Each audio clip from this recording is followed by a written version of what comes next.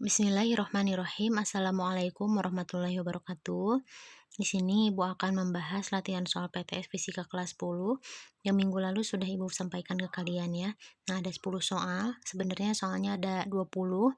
Nah, soal yang 10-nya lagi itu adalah soal-soal dari bab sebelumnya tentang hakikat fisika dan juga besaran dan pengukuran. Silakan kalian pelajari lagi dari materi yang Ibu sampaikan di YouTube maupun soal-soal yang Ibu berikan di Google Form.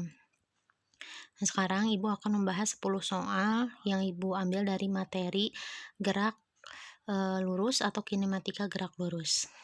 Yang pertama, sebuah mobil bergerak seperti diagram berikut. Dari P ke Q, kemudian ke R, dan balik lagi ke Q. Yang ditanyakan adalah jarak yang ditempuh mobil tersebut. Maka tinggal dijumlahkan saja semuanya. Dari P ke Q berapa? P ke Q itu adalah 25 meter. Dari mana menghitungnya?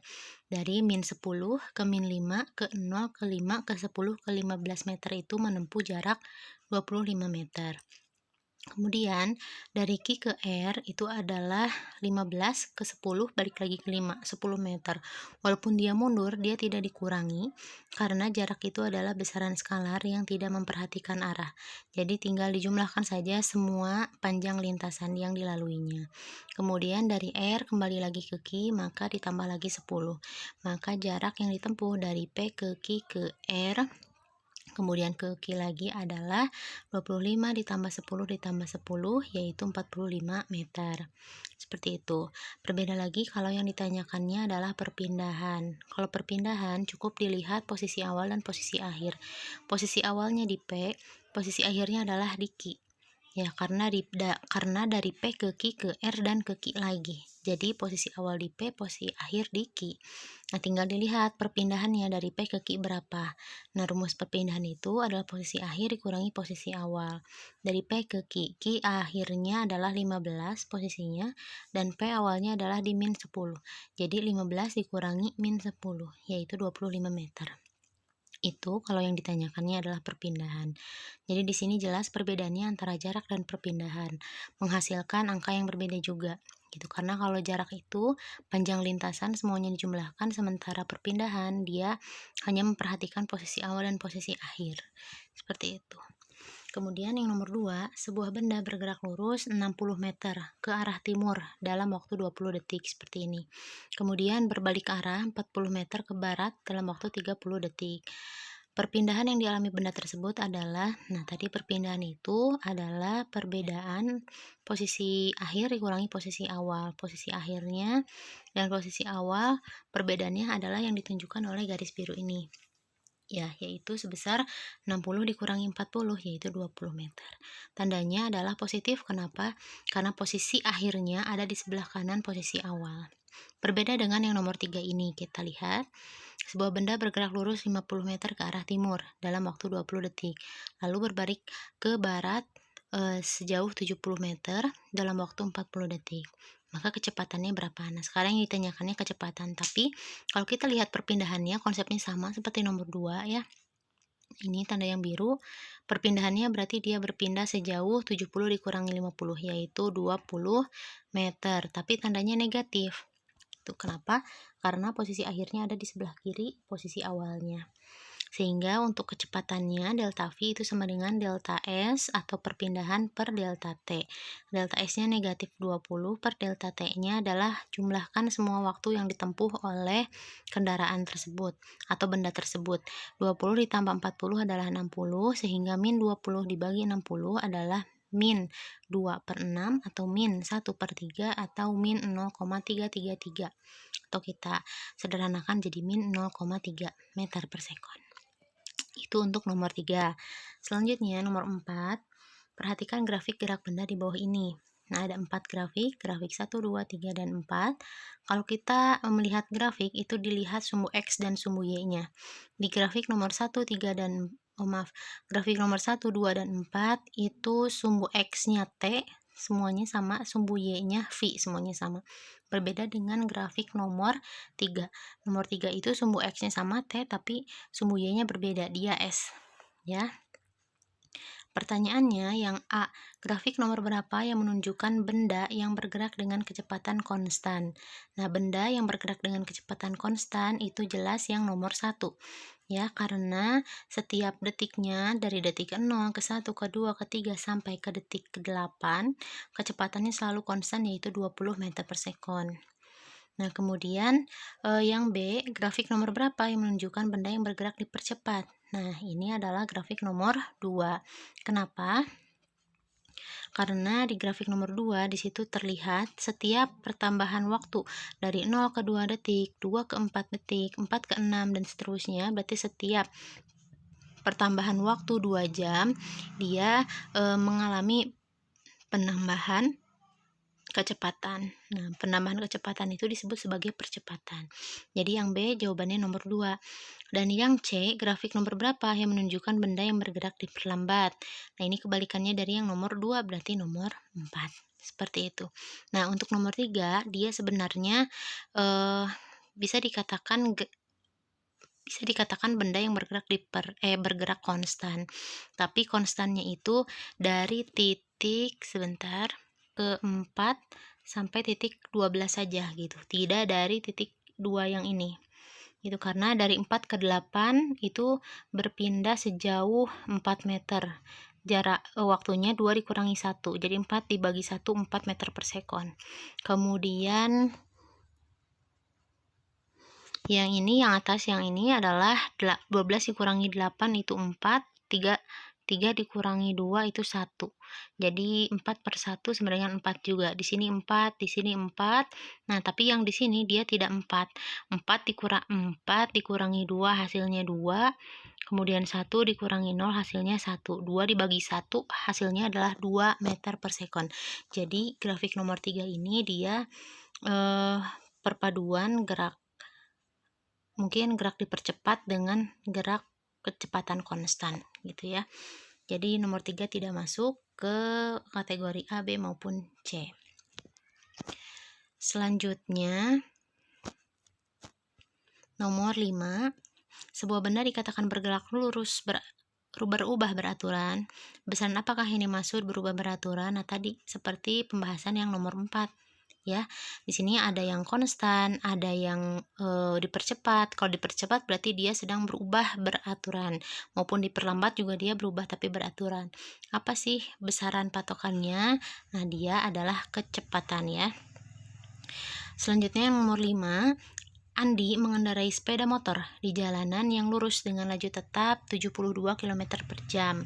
Jarak yang ditempuh Andi setelah 5 menit adalah, nah, kita tidak bisa langsung mengoperasikan ini karena besarannya berbeda ya, antara laju itu 72 km per jam sementara waktu adalah dalam menit. Jadi kita harus samakan semuanya dulu ke dalam standar internasional, meter dan sekon.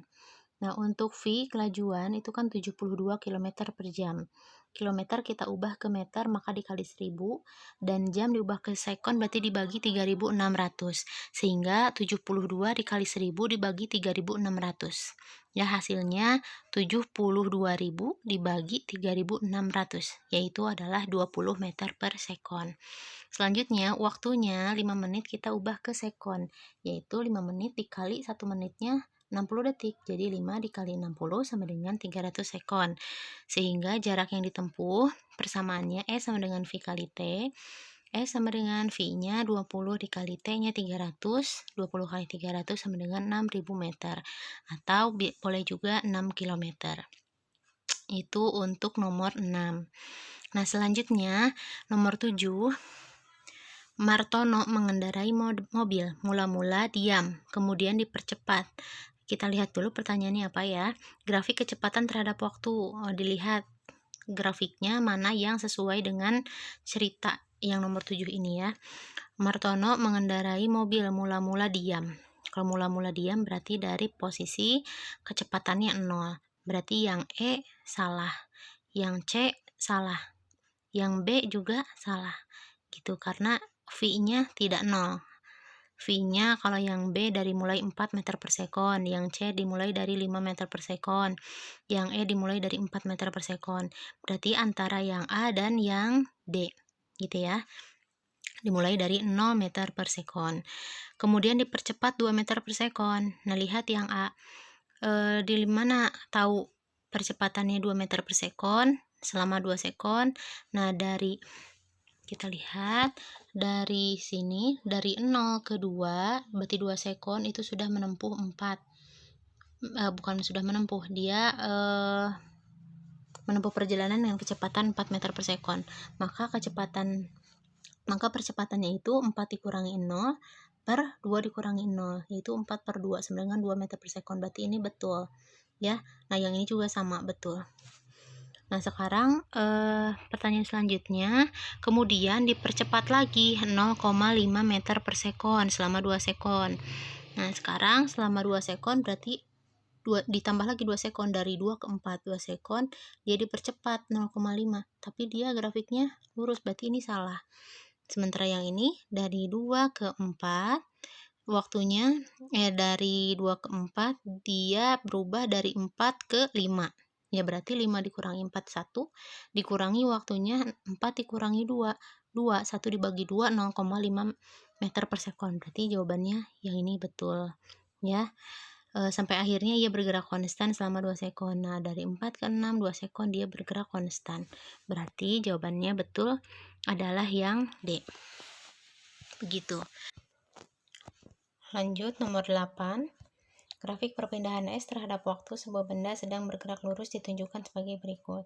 Nah, benda tersebut bergerak dengan kecepatan. Nah, ini mungkin ada kesalahan dalam penomoran, ya. Angka memberi contoh nomor di waktunya, tapi saya kasih tahu untuk caranya saja, cara menghitungnya. Cara menghitungnya itu delta V sama dengan delta S per delta T. Nah, di sini misalkan kita ambil titik yang ini dan titik yang ini, ya. Misalkan di situ 4 dikurangi 2, jadi posisi akhir dikurangi posisi awal, 4 dikurangi 2 adalah 2, dan waktu akhir dikurangi waktu awal, 1 dikurangi 0 adalah 1, sehingga jawabannya 2 dibagi 1 sama dengan 2 meter per sekon. Seperti itu, ya. Tapi nanti ini untuk soal yang ini akan saya perbaiki dulu karena ada kesalahan. Tapi intinya cara mengerjakannya adalah seperti itu, ya. Kemudian nomor 9, perpindahan pada suatu benda yang bergerak seperti grafik di bawah ini adalah, nah, dicari perpindahannya pakai persamaan yang sudah Ibu sampaikan untuk gerak lurus yang berubah beraturan, yang ada 3 persamaan, yaitu yang pertama VT sama dengan V0 plus minus AT, yang kedua S sama dengan V0 dikali T plus minus setengah GT kuadrat, dan yang ketiga VT kuadrat sama dengan V0 kuadrat plus minus 2AS. Nah, tinggal dipilih salah satu atau beberapa di antaranya yang sesuai dengan soalnya, mana yang lebih cocok itu, mana yang persamaannya bisa digunakan. Cara pertama, cari dulu percepatan dari si grafik ini. Caranya pakai persamaan ini, VT sama dengan V0 plus minus AT. Plus itu kalau percepatannya positif, minus kalau percepatannya negatif, gitu ya, atau diperlambat. Sehingga karena ini dipercepat, grafiknya ke atas, kita tulis VT sama dengan V0 plus AT. Masukkan angkanya, VT-nya, V akhirnya dia adalah 9, V awalnya dia adalah 4, dan T-nya adalah 5, ya. Jadi 9 sama dengan V0-nya 4 ditambah A dikali 5. Sama dengan 9 dikurangi 4, 5, sama dengan A kali 5 adalah 5A, sehingga A sama dengan 5 dibagi 5 atau 1 meter per sekon kuadrat. Setelah itu masukkan ke persamaan berikut untuk mencari perpindahannya, ya. VT kuadrat sama dengan V0 kuadrat plus minus 2AS. Kita tulis plus, ya, karena tadi positif. VT-nya 9 kuadrat ditambah V0-nya 4, jadi 4 kuadrat ditambah 2 dikali A-nya tadi ada 1, jadi masukkan 1 dikali delta S.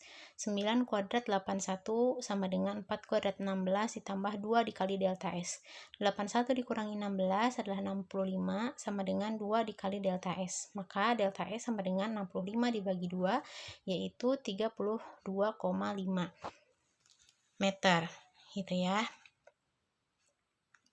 Selanjutnya ada juga cara yang lebih simpel, yaitu dengan menghitung luas daerah yang ada di bawah kurva.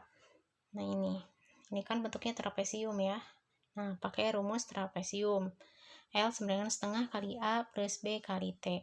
Nah jadi kalau disesuaikan dengan persamaan ini, persamaan fisikanya, L-nya itu adalah delta S sama dengan setengah A-nya itu berarti sebentar.